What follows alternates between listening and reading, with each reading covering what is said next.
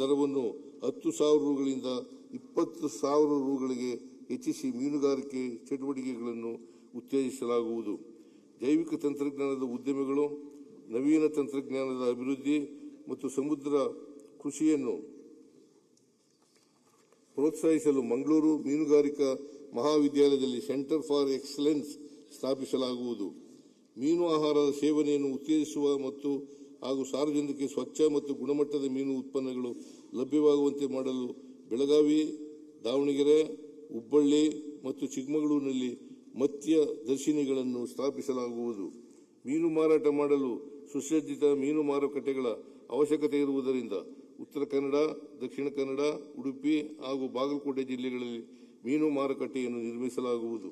ರಾಜ್ಯದಲ್ಲಿ ಮೀನುಗಾರಿಕೆ ಕೊಂಡಿ ರಸ್ತೆಗಳ ನಿರ್ವಹಣೆಗಾಗಿ 20 ಕೋಟಿ ರೂಗಳನ್ನು ಒದಗಿಸಲಾಗುವುದು.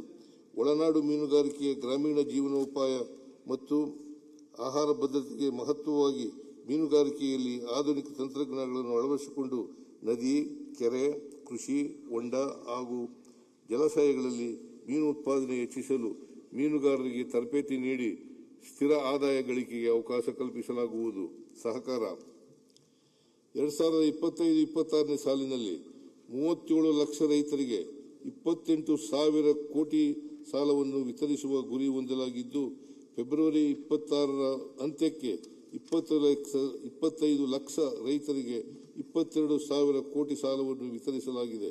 ಪ್ರಸಕ್ತ ಸಾಲಿನಲ್ಲಿ 38 ಲಕ್ಷ ರೈತರಿಗೆ ಶೂನ್ಯ ಬಡ್ಡಿ ದರದಲ್ಲಿ 30,000 ಕೋಟಿ ಕೃಷಿ ಸಾಲ ವಿತರಿಸುವ ಗುರಿ ಹೊಂದಲಾಗಿದೆ.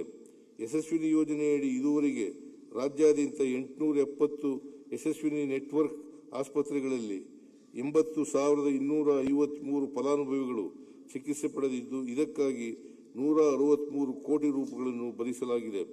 ಪ್ರಾಥಮಿಕ ಕೃಷಿ ಪತ್ತಿನ ಸಹಕಾರ ಸಂಘಗಳು ಕೇಂದ್ರ ಪುರಸ್ಕೃತ ಗಣಕೀಕರಣ ಯೋಜನೆಯಡಿ 3,863 ಪ್ಯಾಕ್ಸ್ಗಳು ಗೋ ಲೀವ್ ಆಗಿದ್ದು ಆನ್ಲೈನ್ ಸೇವೆಯನ್ನು ಒದಗಿಸುತ್ತಿವೆ. ಪ್ರಸಕ್ತ ಸಾಲಿನಲ್ಲಿ ಬಾಕಿ ಉಳಿದ 1,628 ಸಹಕಾರ ಸಂಘಗಳನ್ನು ಸಂಪೂರ್ಣವಾಗಿ ಗಣಕೀಕರಣಗೊಳಿಸಲು ಉದ್ದೇಶಿಸಲಾಗಿದೆ. ಸಹಕಾರ ಸಂಘಗಳ ನಿಬಂಧಕರ ಹಂತದಲ್ಲಿ ವಿವಿಧ ಸೇವೆಗಳನ್ನು ಜನಸಾಮಾನ್ಯರಿಗೆ ಸುಲಭವಾಗಿ ಒದಗಿಸಲು ದತ್ತಾಂಶವನ್ನು ಆನ್ಲೈನ್ನಲ್ಲಿ ನಿರ್ವಹಿಸಲು ಕ್ರಮವಹಿಸಲಾಗುವುದು. ರಾಜ್ಯದಲ್ಲಿ ಹೆಚ್ಚಿನ ಪ್ರಮಾಣದಲ್ಲಿ ಬೆಳೆದ ಮೆಕ್ಕೆಜೋಳದ ಬೆಲೆ ಕುಸಿತದಿಂದ ಸಂಕಷ್ಟಕ್ಕೀಡಾದ ರೈತರ ಹಿತ ಕಾಪಾಡಲು ಮಾರುಕಟ್ಟೆ ಮಧ್ಯಪ್ರವೇಶ ಯೋಜನೆಯಡಿ ಮೆಕ್ಕೆಜೋಳ ಖರೀದಿಸಲು ನಮ್ಮ ಸರ್ಕಾರ 100 ಕೋಟಿ ರೂಗಳ ಆರ್ಥಿಕ ನೆರವು ನೀಡಿದೆ. ಕರ್ನಾಟಕ ರಾಜ್ಯ ಉಗ್ರಾಣ ನಿಗಮವನ್ನು ಆರ್ಥಿಕವಾಗಿ ಸದೃಢಗೊಳಿಸುವ ನಿಟ್ಟಿನಲ್ಲಿ ನಿಗಮದ ಅನುಪಯುಕ್ತ ಆಸ್ತಿಗಳನ್ನು ನಗದೀಕರಣಗೊಳಿಸಲು ಉದ್ದೇಶಿಸಲಾಗಿದೆ. ಪ್ರಸಕ್ತ ಸಾಲಿನಲ್ಲಿ ಮೈಸೂರು ಬೊಂಬು ಬಜಾರ್ ಮತ್ತು ಹುಬ್ಬಳ್ಳಿ ಕಾಟನ್ ಮಾರ್ಕೆಟ್ ಕೇಂದ್ರಗಳಲ್ಲಿ ಸಾರ್ವಜನಿಕ ಖಾಸಗಿ ಸಹಭಾಗಿತ್ವದಲ್ಲಿ ವಾಣಿಜ್ಯ ಸಂಕೀರ್ಣ ನಿರ್ಮಾಣ ಮಾಡಲಾಗುವುದು. ಕೃಷಿ ಉತ್ಪನ್ನ ಮಾರುಕಟ್ಟೆ ಸಮಿತಿಗಳ ಕಾರ್ಯಚಟುವಟಿಕೆಗಳನ್ನು ಸಂಪೂರ್ಣ ಡಿಜಿಟೈಸ್ ಮಾಡಲು 10 ಕೋಟಿ ರು ವೆಚ್ಚದಲ್ಲಿ ERP ವ್ಯವಸ್ಥೆಯನ್ನು ಜಾರಿಗೊಳಿಸಲಾಗುವುದು. ನಬಾರ್ಡ್ ಸಂಸ್ಥೆಯ ಸಲಹೆಯಂತೆ ಪ್ರತಿ ಜಿಲ್ಲೆಯಲ್ಲಿ ಜಿಲ್ಲಾ ಸಹಕಾರ ಬ್ಯಾಂಕ್, ಸಹಕಾರ ಕೇಂದ್ರ ಬ್ಯಾಂಕ್ ಸ್ಥಾಪಿಸಲು RBIಗೆ ಪ್ರಸ್ತಾವನೆ ಸಲ್ಲಿಸಲಾಗುವುದು. ಜಲಸಂಪನ್ಮೂಲ ನದಿಗಳು ನಮ್ಮೆಲ್ಲ ಮಾನವ ಸಮಾಜ ಮತ್ತು ಸಂಸ್ಕೃತಿಗಳ ಜೀವವಾಹಿನಿ. ಅವು ಕೊಳಕಾದರೆ, ಅವು ಬತ್ತಿದರೆ ನಮ್ಮ ಉಸಿರು ಉಡುಗುತ್ತಾ ಬಂದಂತೆ. KP ಪೂರ್ಣಚಂದ್ರ ತೇಜಸ್ವಿ. ಕರ್ನಾಟಕದ ಬಹು ನಿರೀಕ್ಷಿತ ಮೇಕೆದಾಟು ಯೋಜನೆಗೆ ಸಂಬಂಧಿಸಿದಂತೆ ತಮಿಳುನಾಡು ರಾಜ್ಯವು ಮಾನ್ಯ ಸರ್ವೋಚ್ಚ ನ್ಯಾಯಾಲಯದಲ್ಲಿ ಸಲ್ಲಿಸಿದ ತಕರಾರು ಅರ್ಜಿಗಳು ವಜಾಗೊಂಡಿರುವುದು ಕರ್ನಾಟಕಕ್ಕೆ ಮಹತ್ವದ ಕಾನೂನು ಜಯವಾಗಿದೆ. ಈ ತೀರ್ಪಿನ ಹಿನ್ನೆಲೆಯಲ್ಲಿ ಯೋಜನೆಯ ವಿಸ್ತೃತ ಯೋಜನಾ ವರದಿಯನ್ನು ಶೀಘ್ರವೇ ಸಿದ್ಧಪಡಿಸಿ ಅನುಮೋದನೆಗೆ ಹಾಗೂ ಅರಣ್ಯ ಪ್ರದೇಶದ ಬಳಕೆಗೆ ಕೇಂದ್ರ ಸರ್ಕಾರಕ್ಕೆ ಪ್ರಸ್ತಾವನೆ ಸಲ್ಲಿಸಲಾಗುವುದು. ಎತ್ತಿನಹೊಳೆ ಸಮಗ್ರ ಕುಡಿಯುವ ನೀರಿನ ಯೋಜನೆಯ ಮೊದಲನೇ ಹಂತದ ಏತ ನೀರಾವರಿ ಕಾಮಗಾರಿಗಳನ್ನು ಯಶಸ್ವಿಯಾಗಿ ಪೂರ್ಣಗೊಳಿಸಿ ಲೋಕಾರ್ಪಣೆ ಮಾಡಲಾಗಿದೆ. ಎರಡನೇ ಹಂತದಲ್ಲಿ ಬಾಕಿ ಇರುವ 18.73 ಕಿಲೋಮೀಟರ್ ಉದ್ದದ ಕಾಲುವೆ ಕಾಮಗಾರಿಗಳನ್ನು ಶೀಘ್ರವೇ ಪೂರ್ಣಗೊಳಿಸಲಾಗುವುದು. ಹೆಚ್ಚುವರಿಯಾಗಿ ನೀರನ್ನು ಸಂಗ್ರಹಿಸಿ ಸದ್ಬಳಕೆ ಮಾಡಿಕೊಳ್ಳಲು ಕೊರಟಗೆರೆ ತಾಲೂಕಿನ ಒಡೆಯರಹಳ್ಳಿ ಸಮೀಪ 1.2 ಟಿಎಂಸಿ ಸಾಮರ್ಥ್ಯದ ಸಮತೋಲನ ಜಲಾಶಯವನ್ನು ನಿರ್ಮಿಸಲಾಗುವುದು. ಭದ್ರಾ ಮೇಲ್ದಂಡೆ ಯೋಜನೆಗೆ 5,300 ಕೋಟಿ ರುಗಳನ್ನು ಒದಗಿಸುವ ಕೇಂದ್ರ ಸರ್ಕಾರದ 2023-24 ಆಯವ್ಯಯ ಭಾಷಣದಲ್ಲಿ ಘೋಷಿಸಿದ್ದರೂ ಸಹ ಇಲ್ಲಿಯವರೆಗೂ ಕೇಂದ್ರ ಸರ್ಕಾರದಿಂದ ಯಾವುದೇ ಕ್ರಮವನ್ನು ಕೈಗೊಂಡಿರುವುದಿಲ್ಲ. ಆದರೂ ರಾಜ್ಯ ಸರ್ಕಾರದ ವತಿಯಿಂದ ಈ ಯೋಜನೆಗೆ 11,343 ಕೋಟಿ ರುಗಳ ವೆಚ್ಚ ಭರಿಸಲಾಗಿದೆ. ಸುಮಾರು 6 ವರ್ಷಗಳಿಂದ ನೆನೆಗುದಿಗೆ ಬಿದ್ದಿದ್ದ ಅಜ್ಜಂಪುರ ತಾಲೂಕಿನ ಅಬ್ಬಿನಹೊಳಲು ಗ್ರಾಮದ ಭೂ ಸಮಸ್ಯೆಯನ್ನು ಬಗೆಹರಿಸಲಾಗಿದೆ. ಇದರಿಂದಾಗಿ 135 ಕಿಲೋಮೀಟರ್ ಉದ್ದದ ಚಿತ್ರದುರ್ಗ ಶಾಖಾ ಕಾಲುವೆ ಹಾಗೂ ಇದರಡಿ ಬರುವ ಫೀಡರ್ ಕಾಮಗಾರಿಗಳನ್ನು 2027ನೇ ಸಾಲಿನಲ್ಲಿ ಪೂರ್ಣಗೊಳಿಸಿ 157 ಕೆರೆಗಳನ್ನು ತುಂಬಿಸಲಾಗುವುದು. ಉತ್ತರ ಕರ್ನಾಟಕದ ಮಹತ್ವಾಕಾಂಕ್ಷೆ ಯೋಜನೆಯಾದ ಯುಕೆಪಿ ಸ್ಟೇಜ್ 3 ಯೋಜನೆಯಡಿ ಆಲ್ಮಟ್ಟಿ ಅಣೆಕಟ್ಟನ್ನು 519.6 ಮೀಟರ್ ಇಂದ 524.256 ಮೀಟರ್ಗೆ ಎತ್ತರಿಸುವ ಕಾಮಗಾರಿಯಿಂದ ಮುಳುಗಡೆಯಾಗುವ ಜಮೀನುಗಳು ಹಾಗೂ ನೀರಾವರಿ ಕಾಲುವೆ ಜಾಲಕ್ಕೆ ಅಗತ್ಯವಿರುವ ಭೂಸ್ವಾಧೀನ ಪ್ರಕ್ರಿಯೆಯಲ್ಲಿ ರೈತರು ಮತ್ತು ಸಂತ್ರಸ್ತರ ದೀರ್ಘಕಾಲದ ಬೇಡಿಕೆಗೆ ನಮ್ಮ ಸರ್ಕಾರ ಸ್ಪಂದಿಸಿ ಪರಿಷ್ಕೃತ ಒಪ್ಪಂದದ ದರಗಳನ್ನು ಅನುಮೋದಿಸಿದೆ. ಮುಳುಗಡೆಗೊಳ್ಳುವ ಖುಷ್ಕಿ ಜಮೀನಿಗೆ ಪ್ರತಿ ಎಕರೆಗೆ 30 ಲಕ್ಷ ರೂಪಾಯಿ ಹಾಗೂ ತರಿ ಜಮೀನಿಗೆ ಪ್ರತಿ ಎಕರೆಗೆ 40 ಲಕ್ಷ ರೂಪಾಯಿ ನಿಗದಿಪಡಿಸಲಾಗಿದೆ. ಒಪ್ಪಂದದ ಐತೀರ್ಪುಗಳ ಮುಖಾಂತರ ಜಮೀನುಗಳನ್ನು ಸ್ವಾಧೀನಪಡಿಸುವ ಪ್ರಕ್ರಿಯೆಯನ್ನು ಪ್ರಸಕ್ತ ವರ್ಷದಲ್ಲಿ ಪ್ರಾರಂಭಿಸಲಾಗುವುದು. ತುಂಗಭದ್ರಾ ಅಣೆಕಟ್ಟಿನ ಶಿಥಿಲಗೊಂಡಿರುವ 33 ಗೇಟ್ಗಳನ್ನು ಬದಲಾಯಿಸಿ ಹೊಸ ಗೇಟುಗಳ ಅಳವಡಿಕೆಯನ್ನು ಮುಂಗಾರು ಪೂರ್ವದಲ್ಲಿ ಪೂರ್ಣಗೊಳಿಸಲಾಗುವುದು. ಮುಂದುವರೆದು ತುಂಗಭದ್ರಾ ಜಲಾಶಯದಲ್ಲಿ ಹೂಳಿನ ಶೇಖರಣೆಯಿಂದ ನೀರಿನ ಸಂಗ್ರಹಣಾ ಸಾಮರ್ಥ್ಯದ ಕೊರತೆಯನ್ನು ನೀಗಿಸಲು ಕೊಪ್ಪಳ ಜಿಲ್ಲೆಯ ನವಲಿ ಬಳಿ ಸಮತೋಲನ ಜಲಾಶಯ ನಿರ್ಮಾಣ ಸೇರಿದಂತೆ ಇತರ ಪರ್ಯಾಯ ಮಾರ್ಗೋಪಾಯಗಳ ಕುರಿತು ಈಗಾಗಲೇ ಚಿಂತಿಸಲಾಗಿದೆ. ಇವುಗಳಲ್ಲಿ ಸಮಯೋಚಿತ ಪರ್ಯಾಯ ಮಾರ್ಗದ ಕುರಿತು ನೆರೆಯ ಆಂಧ್ರಪ್ರದೇಶ ಹಾಗೂ ತೆಲಂಗಾಣ ರಾಜ್ಯಗಳೊಂದಿಗೆ ಸಮಾಲೋಚಿಸಿ ತುಂಗಭದ್ರಾ ಮಂಡಳಿಯ ಸಹಮತಿಯೊಂದಿಗೆ ಯೋಜನೆಯನ್ನು ಅನುಷ್ಠಾನಗೊಳಿಸಲು ತೀವ್ರತರವಾಗಿ ಪ್ರಯತ್ನಿಸಲಾಗುವುದು. ಮಹದಾಯಿ ಕಣಿವೆಯ ಕಳಸಾ-ಬಂಡೂರ ನಾಲಾ ಯೋಜನೆಗಳಡಿ ಅರಣ್ಯ ತೀರುವಳಿ ಪಡೆಯಲು ರಾಜ್ಯ ಸರ್ಕಾರವು ಕೇಂದ್ರ ಪರಿಸರ ಸಚಿವಾಲಯ ಮತ್ತು ರಾಷ್ಟ್ರೀಯ ವನ್ಯಜೀವಿ ಮಂಡಳಿಯಲ್ಲಿ 2 ವರ್ಷಗಳಿಂದ ನಿರಂತರ ಪ್ರಯತ್ನಿಸಿದ್ದರೂ ಈವರೆಗೆ ತಿರುವಳಿ ಲಭಿಸಿರುವುದಿಲ್ಲ. ಈ ಯೋಜನೆಗಳಿಗೆ ಈಗಾಗಲೇ ಗುತ್ತಿಗೆ ವಹಿಸಲಾಗಿದ್ದು ಕೇಂದ್ರ ಸರ್ಕಾರದಿಂದ ಅರಣ್ಯ ತೀರುವಳಿ ದೊರೆತ ಕೂಡಲೇ ಕಾಮಗಾರಿಗಳನ್ನು ಪ್ರಾರಂಭಿಸಲಾಗುವುದು. ಈ ವಿಳಂಬದಿಂದ ರಾಜ್ಯ ಸರ್ಕಾರ ಹೊರೆ ಹೆಚ್ಚಾಗುತ್ತಿದೆ. ಚಾಮರಾಜನಗರದ ಹನೂರು ತಾಲೂಕಿನಲ್ಲಿ ಅಂತರ್ಜಲ ಹೆಚ್ಚಿಸಿ ಕುಡಿಯುವ ನೀರು ಹಾಗೂ 12,000 ಎಕರೆ ಬಾಧಿತ ಅಚ್ಚುಕಟ್ಟು ಪ್ರದೇಶಕ್ಕೆ ನೀರಾವರಿ ಒದಗಿಸಲು ಉಡುತೊರೆ ಹಳ್ಳ ಯೋಜನೆಯನ್ನು 409 ಕೋಟಿ ರು ಮೊತ್ತದಲ್ಲಿ ಕೈಗೆತ್ತಿಕೊಳ್ಳಲಾಗುವುದು.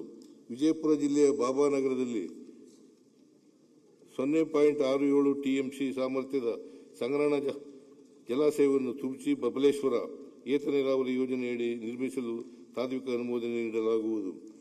ಜಲಸಂಪನ್ಮೂಲ ಇಲಾಖೆ ವ್ಯಾಪ್ತಿಯ 4 ನಿಗಮಗಳಡಿ ಪೂರ್ಣಗೊಳ್ಳುವ ಹಂತದಲ್ಲಿ 12 ನೀರಾವರಿ ಯೋಜನೆಗಳು, 22 ಕೆರೆ ತುಂಬುವ ಯೋಜನೆಗಳು ಮತ್ತು 3 ಆಧುನೀಕರಣ ಯೋಜನೆಗಳನ್ನು ಆದ್ಯತೆ ಮೇರೆಗೆ ಪೂರ್ಣಗೊಳಿಸಿ 1.16 ಲಕ್ಷ ಅಚ್ಚುಕಟ್ಟು ಪ್ರದೇಶಕ್ಕೆ ನೀರಾವರಿ ಸೌಲಭ್ಯ ಕಲ್ಪಿಸಲಾಗುವುದು. ಯೋಜನೆಗಳ ಪಟ್ಟಿಯನ್ನು ಅನುಬಂಧ 1ರಲ್ಲಿ ಲಗತ್ತಿಸಿದೆ. ಕೃಷ್ಣಾ, ಕಾವೇರಿ, ಗೋದಾವರಿ ಕಣಿವೆಗಳಲ್ಲಿ ಒಟ್ಟಾರೆ 8,045 ಕೋಟಿ ರು ಮೊತ್ತದ 75 ನೀರಾವರಿ ಯೋಜನೆ ಕಾಮಗಾರಿಗಳನ್ನು ಅನುಷ್ಠಾನಗೊಳಿಸಲಾಗುವುದು. ಯೋಜನೆಗಳ ಪಟ್ಟಿಯನ್ನು ಅನುಬಂಧ 2ರಲ್ಲಿ ಲಗತ್ತಿಸಿದೆ. ರಾಜ್ಯದ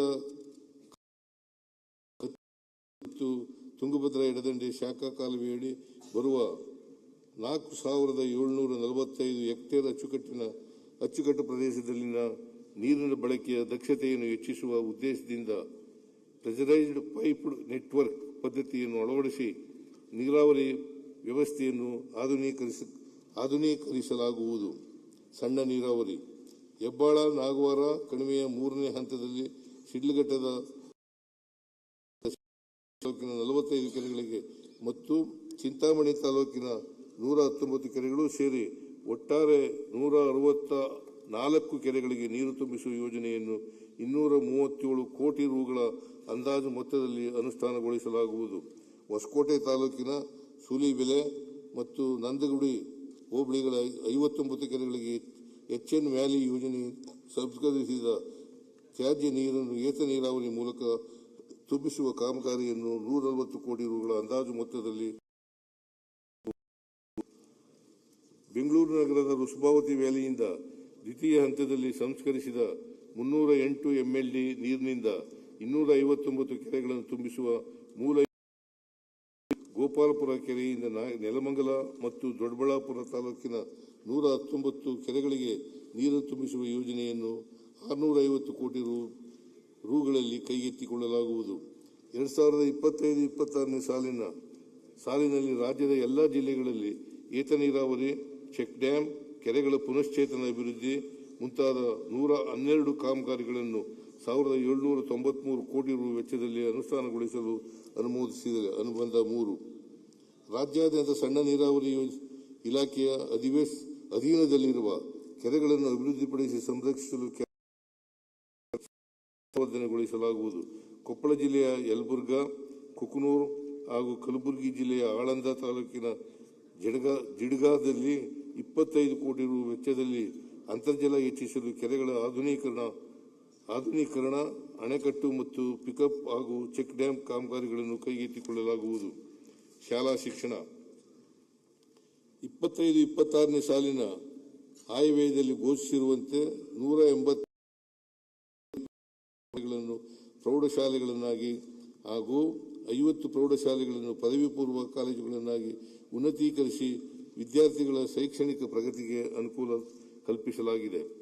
ಖಾಸಗಿ ಶಾಲೆಗಳ ಮಾನ್ಯತೆ ಪಡೆಯುವ ಹಾಗೂ ನವೀಕರಿಸುವ ಪ್ರಕ್ರಿಯೆಯನ್ನು ಆನ್ಲೈನ್ ಮೂಲಕ ಅರ್ಜಿ ಹಾಗೂ ದಾಖಲೆಗಳನ್ನು ಸಲ್ಲಿಸಲು ಅನುಮತಿಸಿ ಸರಳೀಕರಣಗೊಳಿಸಲಾಗಿದೆ. 25-26ನೇ ಸಾಲಿನಲ್ಲಿ ವಿದ್ಯಾರ್ಥಿಗಳಿಗೆ ನೀಡಲಾಗುವ ವಿವಿಧ ಸವಲತ್ತುಗಳನ್ನು ಮೊದಲ ಬಾರಿಗೆ ನೇರ ನಗದು ವರ್ಗಾವಣೆ ಮಾಡಲಾಗುತ್ತಿದೆ. ವಿದ್ಯಾರ್ಥಿಗಳಿಗೆ ಗ್ರಾಮೀಣ ಪತ್ರ, ಕನ್ನಡ ಮಾಧ್ಯಮ ವ್ಯಾಸಂಗ ಪ್ರಮಾಣ ಪತ್ರಗಳನ್ನು ಆನ್ಲೈನ್ ಮೂಲಕ ವಿತರಿಸಲಾಗಿದೆ. ಉತ್ತಮ ಕಲಿಕೆ, ಉಜ್ವಲ ಭವಿಷ್ಯ ಎಂಬ ಘೋಷವಾಕ್ಯದೊಂದಿಗೆ ಒಂದೇ ಸೂರಿನಡಿ ಗುಣಮಟ್ಟದ ಶಿಕ್ಷಣ ನೀಡಲು ADB ನೆರವಿನೊಂದಿಗೆ 500 ಶಾಲೆಗಳು, KKRDB ನಿಧಿಯಿಂದ 200 ಶಾಲೆಗಳು ಹಾಗೂ KMERC ನಿಧಿಯಿಂದ 100 ಶಾಲೆಗಳು, ಒಟ್ಟಾರೆ 800 ಶಾಲೆಗಳನ್ನು ಕರ್ನಾಟಕ ಪಬ್ಲಿಕ್ ಶಾಲೆಗಳನ್ನಾಗಿ ಉನ್ನತೀಕರಿಸಲಾಗುವುದು. ಇದಕ್ಕಾಗಿ ಒಟ್ಟಾರೆ 3,900 ಕೋಟಿ ರುಗಳನ್ನು ಮುಂದಿನ 3 ವರ್ಷಗಳಲ್ಲಿ ವೆಚ್ಚ ಮಾಡಲಾಗುವುದು. ವರ್ಗಾವಣೆ ಕೌನ್ಸಿಲಿಂಗ್ ಪ್ರಕ್ರಿಯೆಗಳ ವೇಳೆ ಕರ್ನಾಟಕ ಪಬ್ಲಿಕ್ ಶಾಲೆಗಳಲ್ಲಿನ ಶಿಕ್ಷಕರ ಹುದ್ದೆಗಳನ್ನು ಮಹತ್ವದ ಹುದ್ದೆಗಳೆಂದು ಪರಿಗಣಿಸಿ ಮೊದಲ ಆದ್ಯತೆಯಲ್ಲಿ ಭರ್ತಿ ಮಾಡಲಾಗುವುದು ಹಾಗೂ ಸದರಿ ಶಾಲೆಗಳಲ್ಲಿ ಖಾಲಿ ಇರುವ ಹುದ್ದೆಗಳಿಗೆ ಶಿಕ್ಷಕರ ನೇಮಕಾತಿ ಮಾಡಲು ಆದ್ಯತೆ ನೀಡಲಾಗುವುದು. ಸರ್ಕಾರಿ ಶಾಲೆಗಳ ಬಲವರ್ಧನೆಗಾಗಿ ವಿಶೇಷವಾಗಿ ದಾಖಲಾತಿ ಪ್ರಮಾಣ ಮತ್ತು ಕಲಿಕೆಯ ಫಲಿತಾಂಶಗಳನ್ನು ಹೆಚ್ಚಿಸಲು ನಮ್ಮ ಸರ್ಕಾರ ಬದ್ಧವಾಗಿದೆ. ಈಗಾಗಲೇ 1ರಿಂದ 10ನೇ ತರಗತಿವರೆಗೆ ಸರ್ಕಾರಿ ಶಾಲಾ ವಿದ್ಯಾರ್ಥಿಗಳಿಗೆ ಉಚಿತ ಪಠ್ಯಪುಸ್ತಕಗಳನ್ನು ವಿತರಿಸಲಾಗುತ್ತಿದೆ. 26-27ನೇ ಸಾಲಿನಿಂದ ವಿದ್ಯಾ ವಿಕಾಸ ಯೋಜನೆಯಡಿ ಪೂರ್ವ ಪ್ರಾಥಮಿಕ ವಿದ್ಯಾರ್ಥಿಗಳಿಗೆ ಚಟುವಟಿಕೆಗಳಿಗೆ ಪುಸ್ತಕಗಳನ್ನು 1ರಿಂದ 10ನೇ ತರಗತಿವರೆಗೆ ಮೌಲ್ಯ ಶಿಕ್ಷಣ ಪುಸ್ತಕಗಳನ್ನು ಮತ್ತು ಪದವಿ ಪೂರ್ವ ವಿದ್ಯಾರ್ಥಿಗಳಿಗೆ ಪಠ್ಯಪುಸ್ತಕಗಳನ್ನು ಉಚಿತವಾಗಿ ನೀಡಲಾಗುವುದು. ಸರ್ಕಾರಿ ಪ್ರಾಥಮಿಕ ಮತ್ತು ಪ್ರೌಢಶಾಲೆಗಳು ಮತ್ತು ಪದವಿ ಪೂರ್ವ ಕಾಲೇಜುಗಳಲ್ಲಿ ಹೊಸ ಕೊಠಡಿ ನಿರ್ಮಾಣ ಮತ್ತು ಕಾಮಗಾರಿಗಳಿಗೆ 565 ಕೋಟಿ ರುಗಳು, ಶೌಚಾಲಯ ನಿರ್ಮಾಣಕ್ಕಾಗಿ 75 ಕೋಟಿ ರುಗಳು ಹಾಗೂ ಶಾಲೆಗಳಿಗೆ ಪೀಠೋಪಕರಣಗಳನ್ನು ಖರೀದಿಸಲು 25 ಕೋಟಿ ರುಗಳ ಅನುದಾನವನ್ನು ಒದಗಿಸಲಾಗುವುದು. ಸರ್ಕಾರಿ ಪ್ರಾಥಮಿಕ ಪ್ರೌಢಶಾಲೆಗಳು ಮತ್ತು ಪದವಿ ಪೂರ್ವ ಕಾಲೇಜುಗಳು ನಿರ್ವಹಣೆಗಾಗಿ 125 ಕೋಟಿ ರುಗಳ ಅನುದಾನವನ್ನು ಒದಗಿಸಲಾಗುವುದು. ಸದರಿ ಅನುದಾನವನ್ನು ಶಾಲಾ ಹಾಗೂ ಕಾಲೇಜು ಅಭಿವೃದ್ಧಿ ಸಮಿತಿಗಳಿಗೆ ನೇರವಾಗಿ ವರ್ಗಾಯಿಸಲಾಗುವುದು. ಸರ್ಕಾರಿ ಪ್ರಾಥಮಿಕ ಶಾಲೆಗಳಲ್ಲಿ ದ್ವಿಭಾಷಾ ತರಗತಿಗಳನ್ನು ಜಾರಿಗೊಳಿಸಲು ಪ್ರಾಥಮಿಕ ಶಾಲಾ ಶಿಕ್ಷಕರ ಸಾಮರ್ಥ್ಯ ವೃದ್ಧಿಗಾಗಿ ಇಂಗ್ಲಿಷ್ ಭಾಷಾ ತರಬೇತಿ ಕಾರ್ಯಕ್ರಮಗಳನ್ನು 24 ಕೋಟಿ ರು ವೆಚ್ಚದಲ್ಲಿ ಹಮ್ಮಿಕೊಳ್ಳಲಾಗುವುದು.